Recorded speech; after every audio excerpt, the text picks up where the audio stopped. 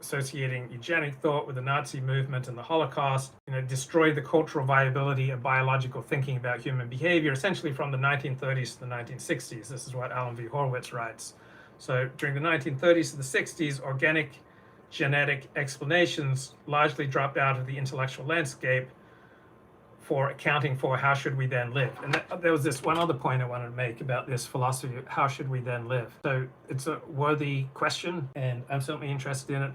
But there's another question which is equally important, frequently more important than how should we then live, and that is the question, how do we live? How do people operate? It's great to talk about how people should live and should operate and should behave and should speak, but first you have to start with, how do people actually work? Like, what are the facts on the ground? What's the reality of human nature? Like, how much are we genetically predisposed? How much does environment affect us? Like, how do people tend to react to cues and to stimuli?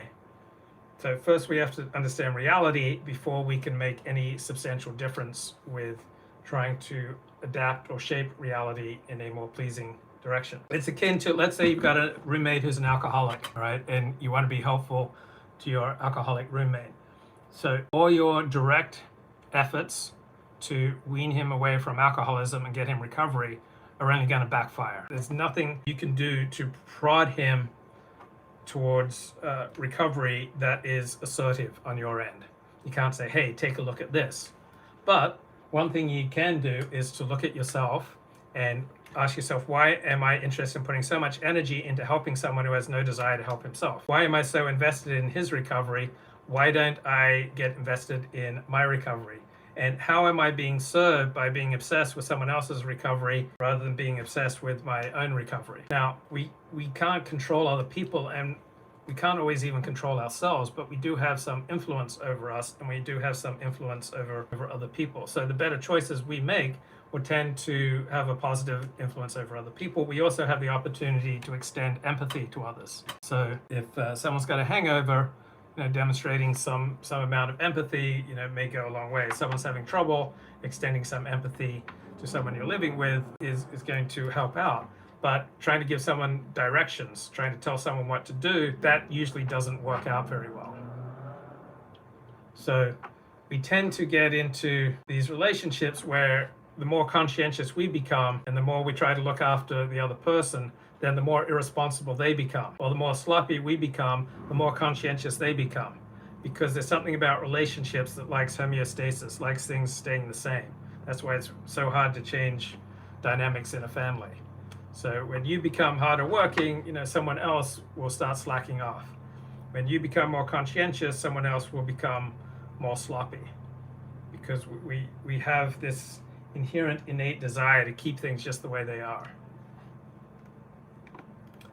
So in the 19th century, we had the rise of the social sciences. We didn't have the social sciences prior to the 19th century. And the social sciences looked at society as the primary prism through which they viewed their academic discipline. And so sociologists, anthropologists, economists, psychologists, they all promoted extreme environmental approaches. They, generally speaking, ignore genetic explanations. So all the social sciences have had a long history of minimizing biological influences on behavior. So how then should we live from the social science perspective is always like, how do we rejigger incentives within society to show people better ways of living? And why do people act the way they do? From the social science perspective, it was always to look at society. That was the unit that was analyzed in the social sciences. And there was a great minimizing of biological and genetic factors. So from the social science perspective, human nature is just infinitely malleable and simply responds to different cultural conditions. But then in the 1970s, we had this major counter-reaction against this social and cultural emphasis. So the organic biological outlook that dominated the 19th century slowly returned to prominence beginning in the 1970s, and the landmark book is E.O. Wilson's Time Sociobiology.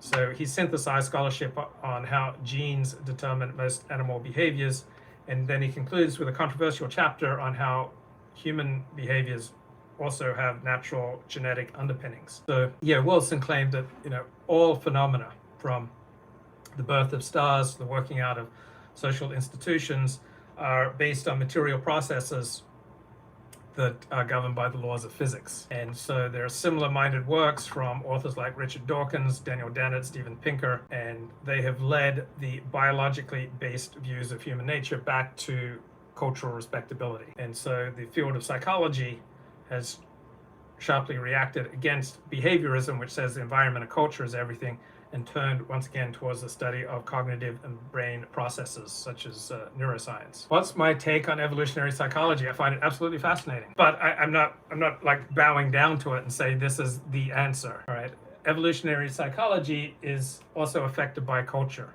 so I'm not saying that the culture and society makes no difference. So genes play a role, culture plays a role.